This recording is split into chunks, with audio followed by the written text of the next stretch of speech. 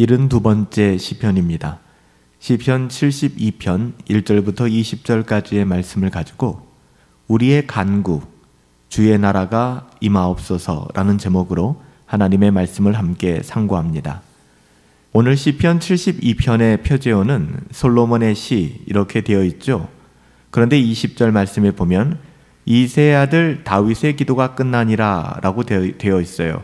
미루어 짐작하건대 다윗의 임종시, 다윗이 이 세상을 떠날 때에 솔로몬이 아버지 다윗의 기도를 자기의 시로 표현한 것으로 보는 게 좋을 것 같습니다. 오늘 시편 72편의 내용은 다윗이 그 아들 솔로몬의 왕위를 축복함과 동시에 왕의 왕이신 그리스도의 의로운 통치의 영광을 바라보고 찬송하는 것입니다. 그 배경은 사무엘하 7장 말씀인데요. 하나님께서 다윗에게 주신 언약을 기억하면서 우리는 시편 72편을 읽어나가야 합니다. 솔로몬의 왕권 통치를 넘어 그리스도의 통치에 초점을 맞추고 우리가 이 시편을 읽는 것이 성령 하나님께서 이 시편을 기록하여 우리에게 주신 그 의도일 거예요. 그래서 우리는 하나님의 뜻을 바르게 분별하여 시편 72편을 읽고 또 묵상해야 합니다. 먼저 왕의 통치가 가져올 풍성한 평강을 묘사하고 있죠. 산들이 백성들에게 평강을 준다라고 기록하고 있는데요.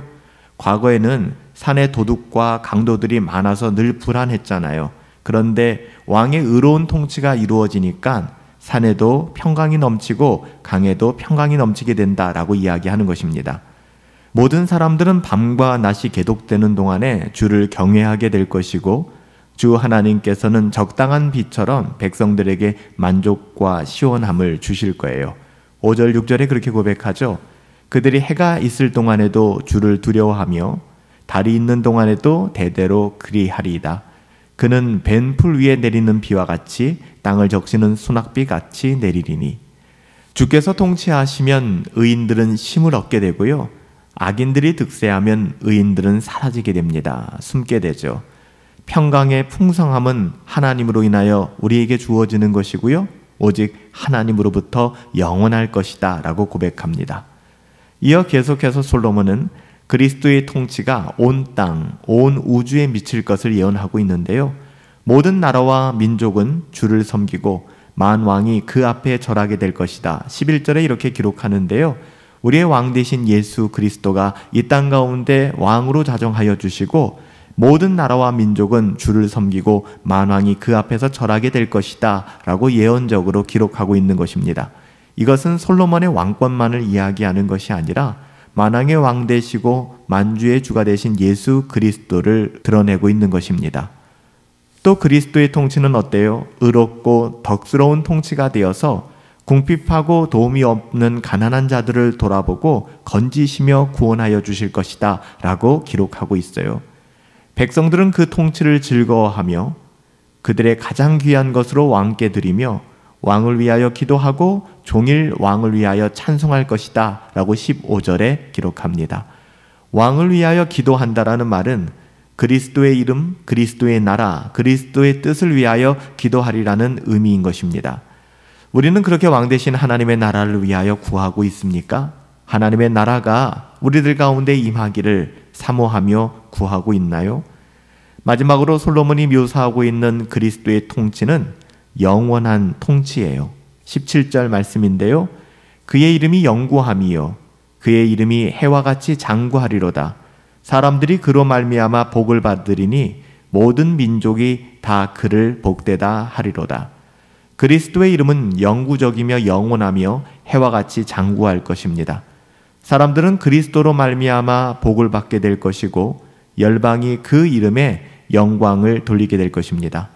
우리는 다윗이나 솔로몬의 시대와는 비교할 수 없는 세상을 살아가고 있잖아요. 다윗이나 솔로몬의 시대와는 비교할 수 없는 방법으로 하나님의 그 말씀, 그 예언이 우리들 가운데 온전히 성취되었고 하나님의 말씀을 통하여 하나님의 뜻이 우리 가운데 완전하게 계시된 그런 시대, 은혜의 시대를 살아가고 있잖아요.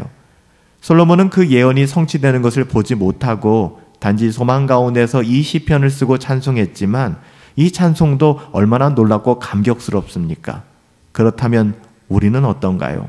여러분 솔로몬의 고백을 보세요. 18절부터 19절에 홀로 기이한 일들을 행하시는 여호와 하나님, 곧 이스라엘의 하나님을 찬송하며 그 영화로운 이름을 영원히 찬송할지어다. 온 땅에 그의 영광이 충만할지어다. 아멘, 아멘. 여러분, 솔로몬은 하나님의 영광을 직접 보지 못했어요. 그 예언이 성취되는 것을 그 두 눈으로 확인하지 못했지만 단지 믿음과 소망 가운데 이 놀라운 고백을 하고 있잖아요. 솔로몬과 더불어 우리도 오늘을 살아가며 이런 간구, 이렇게 하나님의 나라가 임하기를 구해야 되지 않을까요? 주의 나라가 이 땅 가운데 임하여 주시옵소서. 주여, 하나님의 나라가 이 땅 가운데 완전히 임하시옵소서. 주의 이름으로 모든 인류가 하나님께 영광을 돌리게 하시고 우리로 평생에 주의 이름만을 찬송하게 하옵소서. 여러분, 이 고백이 저와 여러분들의 고백이 되어야 하지 않을까요?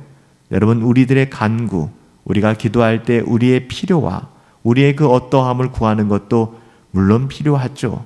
그럼에도 불구하고 가장 선행해야 하는 것은 우리의 간구, 주의 나라가 임하옵소서, 하나님의 나라가 임하옵소서.